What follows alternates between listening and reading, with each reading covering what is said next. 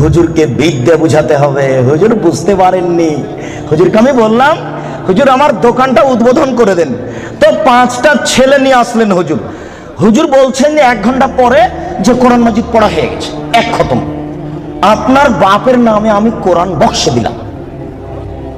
আমার বাপের নামে হুজুর কোরআন বক্সে দিলেন।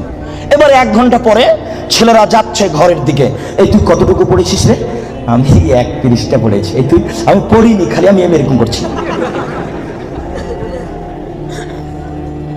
জি হুজুর বুঝতে পারেননি বিদ্যা কতটুকু বিপদ। শুনুন, বুখারী মুসলিমের হাদিস 3 শ্রেণীর মানুষদের জাহান্নাম উদ্বোধন হবে। আপনি দোকান উদ্বোধন করছেন হুজুর দিয়ে? আল্লাহর নবী বলেছেন 3 শ্রেণীর মানুষদের জাহান্নাম উদ্বোধন হবে।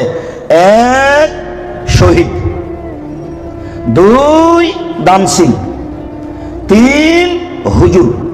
বুখারী মুসলিম বাংলা মেসকাত বিদ্যা অধ্যায় প্রথম অনুচ্ছেদে আছে 2-4টা হাদিসের পরে। আপনি এখনই গিয়ে বাড়িতে দেখবেন। কয় শ্রেণীর মানুষদের জাহান্নাম উদ্বোধন হবে? 3 শ্রেণীর।